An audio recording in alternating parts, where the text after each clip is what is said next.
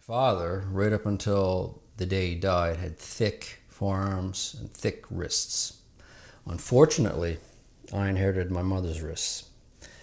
And there's no amount of curls or no amount of anything that you can do that's ever going to increase the size of these things.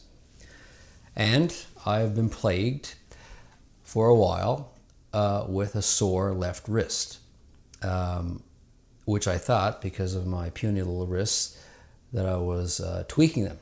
I work out 3 to 4 times a week. I'm 50 years old now, and I thought, hey, it just goes with the territory. You got little wrists, and you're going to hurt them. So they were hurt all the time. The thing is, I never really remembered an acute injury where I actually injured the wrist. I would just get aggravated wrists from time to time. And that was fine. I've been living with it for a few years, and yeah, it's just a way of life with me. Sore left wrist. A few weeks ago at work, I developed a sore wrist again, as per usual, which happens several times a year. But this time was different. It got really, really bad, like really, really sore. So much so that I couldn't even rotate the wrist at all with any kind of load on it without it hurting. And as a matter of fact, for a few days it got so bad that it was hurting even when they were doing anything, just resting. Here's a dramatic reenactment. It's so bad, I came home from work, I'm getting a bowl out of the cupboard, and I'm like, what the hell? What is this? What's going on? And I'm like, this is not normal. I mean, I don't remember hurting the wrist per se, like a lot of times, but all of a sudden a light bulb goes off. And I'm thinking, well, I only have a sore left wrist. Why isn't my right one sore ever? I'm predominantly right-handed, so you would think the more you use the right hand, it would get sore too. Why is it only the left one? So the light bulb goes on, and I'm thinking, does that have something to do with this? The Apple Watch? This is how I wear the watch. It's not a mechanical issue, I don't think, with the way I wear it.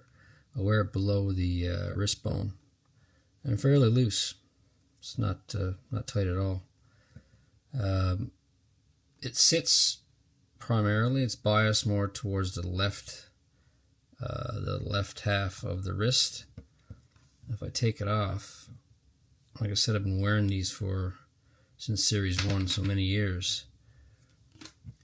There's a little mark there on the outside of the wrist where it usually sits. I don't know if you can see that on camera. And primarily the wrist pain is on the left-hand side. So that's how it's worn. Definitely not tight. And definitely not a mechanical issue.